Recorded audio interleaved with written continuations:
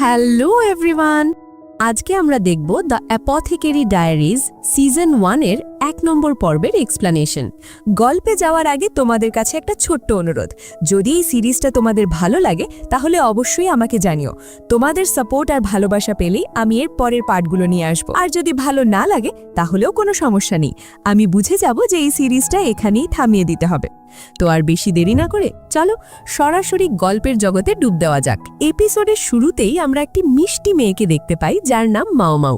দৃশ্যটা একটা সাধারণ বাড়ির, যেখানে মাও মাওকে তার বাড়ির বাগানে কিছু ভেষজ গাছপালা নিয়ে কাজ করতে দেখা যায়। দেখেই বোঝা যাচ্ছে যে সে গাছপালা বা জড়িবুটি নিয়ে বেশ ভালোই জ্ঞান রাখে। ঠিক তখনই পেছন থেকে তার বাবা তাকে ডেকে জিজ্ঞেস করেন, মাও মাও, তুমি কি ওষুধটা পৌঁছে দিয়ে এসেছো? উত্তরে মাও মাও বলে, বাবা আমি এক্ষুনি যাচ্ছি। এই ছোট্ট কথোপকথন থেকেই আমরা বুঝতে পারি যে মাও মাও এবং তার বাবা ওষুধ তৈরি এবং ডেলিভারি করার কাজ করে। সম্ভবত তারা শহরের একজন নামকরা অ্যাপথেকেরি বা কবিরাজ। মাও মাও যখন ওষুধের বাক্সটা নিয়ে বেরিয়ে যাচ্ছিল তখন তার বাবা চিন্তিত গলায় তাকে সাবধান করে দেন। তিনি বলেন, সাবধানে যেও, আজকাল শহরে কিডন্যাপিং খুব বেড়ে গেছে। বাবার চিন্তা দেখে মাও মাও আত্মবিশ্বাসের সাথে উত্তর দেয়, তুমি একদম চিন্তা করো না বাবা। এই বলে সে বেরিয়ে পড়ে। এই দৃশ্যটা গল্পের ভিত্তি তৈরি করে দেয়। আমরা মাও মাওয়ের চরিত্র সম্পর্কে জানতে পারি, সে দায়িত্বশীল এবং ভেষজ বিদ্যায় পারদর্শী। তার বাবার সতর্কতা আসলে গল্পের একটি পূর্বাভাসের মতো কাজ করে, যা একটু পরেই সত্যি হতে চলেছে। এরপর দৃশ্য বদলায়, আমরা প্রাচীন চীনের একটি জমজমাট শহর দেখতে পাই। চারিদিকে প্রচুর মানুষের ভিড়, বাড়িঘরের স্থাপত্য অসাধারণ সুন্দর। তবে এই শহরের একটি বিশেষ এলাকা দেখানো হয়, যা আসলে একটি প্লেজার ডিস্ট্রিক্ট বা বিনোদন কেন্দ্র। এখানে সুন্দরী মহিলারা সেজেগুজে বসে থাকে আর পুরুষরা সেখানে আনন্দ করতে আসে। এখানকার মেয়েদের খুব যত্ন করে সাজানো হয় যাতে তারা বেশি অর্থ উপার্জন করতে পারে। এই দৃশ্যের মধ্যেই আমরা মাও মাওকে দেখি, সে তার হাতে একটি মলম লাগাচ্ছে কারণ তার হাতে কোনো এক ধরনের ইনফেকশন হয়েছে। ঠিক তখনই একজন মহিলা, যিনি সম্ভবত ওই এলাকার মালকিন, তার কাছে এসে বলে, তুমি চাইলে এখানে নিজের কেরিয়ার তৈরি করতে পারো। অর্থাৎ তিনি মাও মাওকে ওই পেশায় যোগদানের প্রস্তাব দেন। এই প্রস্তাব শুনে মাও মাও ভীষণ ভয় পেয়ে যায় এবং সেখান থেকে দৌড়ে পালাতে শুরু করে। পালাতে পালাতে সে বাড়ির দিকে যাওয়ার জন্য একটি জঙ্গলের রাস্তা ধরে। আর জঙ্গলে ঢুকেই তার চোখ চকচক করে ওঠে, কারণ চারদিকে ছড়িয়ে ছিটিয়ে রয়েছে দুর্লভ সব জড়িবুটি। যেহেতু সে ওষুধ তৈরির কাজ করে, তাই এই সব ভেষজ উদ্ভিদ তার কাছে গুপ্তধনের মতো। সে সব কিছু ভুলে গিয়ে মুগ্ধ হয়ে গাছগুলো দেখতে থাকে। আর ঠিক তখনই তার বাবার ভয়টা সত্যি হয়। দুজন কিডন্যাপার এসে তাকে ধরে ফেলে এবং অজ্ঞান করে তুলে নিয়ে যায়। এটা গল্পের একটি গুরুত্বপূর্ণ মোড়। মাও মাওয়ের সবচেয়ে বড় শক্তি এবং ভালোবাসার জিনিস হলো জড়িবুটি, আর সেই জড়িবুটির প্রতি আকর্ষণই তার বিপদের কারণ হয়ে দাঁড়ালো। ভাগ্যের কি নির্মম পরিহাস। এরপর সিন শিফট হয় আর আমাদের একটি বিশাল রাজপ্রাসাদ দেখানো হয়, যা সম্ভবত দেশের রাজার ইনার প্যালেস বা ভেতরের মহল, যেখানে রাজার স্ত্রী বা উপপত্নীরা থাকেন। এই জায়গাটা বাইরের দুনিয়া থেকে সম্পূর্ণ আলাদা। এখানে আমরা দেখি একজন রানী একটি ফুটফুটে বাচ্চার জন্ম দিয়েছেন। বাচ্চাটা দেখতে খুবই সুন্দর। এর কিছুক্ষণ পরই দেখানো হয় যে আরেকজন রানীও একটি সন্তানের জন্ম দিয়েছেন। অর্থাৎ ইনার প্যালেসে দুজন নতুন রাজকীয় সদস্যের আগমন ঘটেছে। এরপর গল্পে 3 মাস কেটে যায়। আমরা আবার মাও মাওকে দেখতে পাই, কিন্তু এবার সে আর নিজের বাড়িতে নেই। সে এখন ওই বিশাল রাজপ্রাসাদে একজন দাসী হিসাবে কাজ করছে। আসলে কিডন্যাপাররা তাকে এখানে এনে বিক্রি করে দিয়েছে।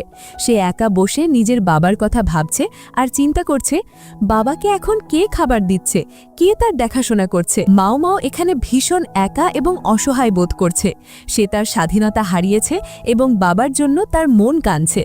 কিন্তু সে ভেঙে পড়েনি, বরং চুপচাপ চারপাশের পরিস্থিতি বোঝার চেষ্টা করছে। সে ভাবে, আমি এখানে 3 মাস ধরে আছি। এই প্রাসাদে তার মতো আরও অনেক মেয়ে আছে যারা দাসী হিসাবে কাজ করে।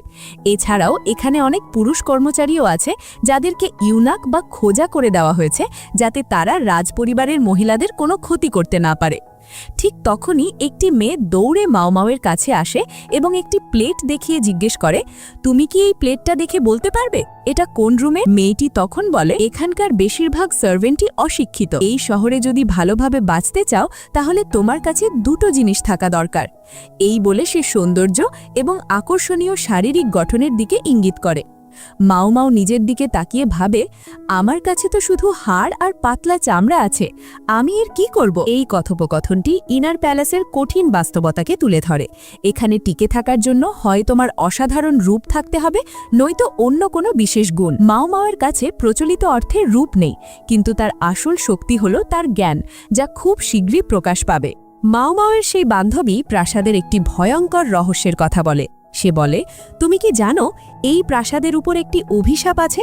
যখনই কোনো রানী সন্তানের জন্ম দেন, সেই বাচ্চা ৩-৪ মাস পরই রহস্যজনকভাবে মারা যায়। মাও মাও কৌতূহলী হয়ে জিজ্ঞেস করে, কিভাবে মারা যায়? মেয়েটি উত্তর দেয়, বাচ্চাগুলোর প্রথমে মাথায় যন্ত্রণা শুরু হয়, তারপর জ্বর আসে এবং তারা বমি করতে থাকে। যেহেতু মাও মাও ওষুধ সম্পর্কে জানে, তাই এই লক্ষণগুলো শুনে সে ভাবতে শুরু করে। তার মনে সন্দেহ জাগে, এটা তো কোনো রোগের লক্ষণ, এটা কি সবাই অভিশাপ ভাবছে কেন? এর মধ্যেই তার বান্ধবী প্রাসাদের আরেকটি চর্চার বিষয় নিয়ে কথা বলে। সে বলে, তুমি কি জানো প্রাসাদের একজন খুব সুন্দর দেখতে ম্যানেজার এসেছেন, যার নাম জিনশি। জিনশি এতটাই সুদর্শন যে প্রাসাদের সব মেয়েরাই তাকে নিয়ে আলোচনা করে। তবে সে একজন ইউনাককে না, তা নিয়ে সবাই সন্দিহান। যেহেতু সে প্রাসাদের ভেতরের একজন কর্মচারী, মানে সেও একজন পুরুষ কর্মচারী, আর প্রাসাদের ভেতরের পুরুষ কর্মচারী মানে সাধারণত ইউনাকই হয়। তাই আমার তো মনে হয় উনিও ইউনাক। এখন যারা ভাবছো এই ইউনাকটা আবার কি, তাদের জন্য সহজ করে বলি, এটা হলো এমন পুরুষকে বোঝানো হয় যাকে নপুংসক করা হয়েছে। এতে তাদের বাচ্চা জন্ম দেবার ক্ষমতা থাকতো না,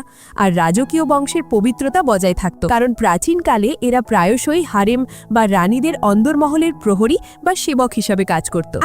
সহজ ভাষায় রাজপ্রাসাদের সেফ পুরুষ কর্মচারী। যাই হোক, এখানেই গল্পের মূল রহস্য দানা বাঁধে। একটি তথাকথিত অভিশাপ, যা আসলে একটি সমাধানযোগ্য সমস্যা। আর মাও মাও হলো একমাত্র ব্যক্তি যে এটাকে অভিশাপের চোখে না দেখে বিজ্ঞানের দৃষ্টিতে দেখছে। পরের দৃশ্যে আমরা দেখি গিয়োকুয়ো নামের একটি রানী তার অসুস্থ বাচ্চাকে কোলে নিয়ে বসে আছেন। বাচ্চার যত্ন নেওয়ার কারণে তিনি প্রাসাদের প্রধান রানী লিহুয়ার সেবা করতে যেতে পারেননি। এই কারণে প্রধান রানী তাকে সবার সামনে অপমান করছেন এবং মারধর করছেন। গিয়োকুয়ো কাঁদতে কাঁদতে বলেন, আমার বাচ্চাও তো অসুস্থ, আমি কিভাবে অন্য রানীর সেবা করতে যেতাম? এই পুরো ঘটনাটা দূর থেকে লক্ষ্য করছিল মাও মাও। সে প্রাসাদের জীবনযাত্রার একটি অদ্ভুত বিষয় লক্ষ্য করে। সে দেখে যে এখানকার সব মহিলাই বাইরে বেরোনোর আগে মুখে এক ধরনের সাদা পাউডার ব্যবহার করে, যা তাদের ফর্সা এবং সুন্দর দেখায়। আর তখনই মাও মাওয়ের মাথায় বিদ্যুতের মতো একটা চিন্তা খেলে যায়। সে এতদিনের সব ঘটনাকে এক সুতোয় গেঁথে ফেলে। বাচ্চাদের মৃত্যুর লক্ষণগুলো জ্বর, বমি, দুর্বলতা, এগুলো সবই বিষক্রিয়ার লক্ষণ। আর এই রানীরা সবাই মুখে সাদা পাউডার ব্যবহার করে।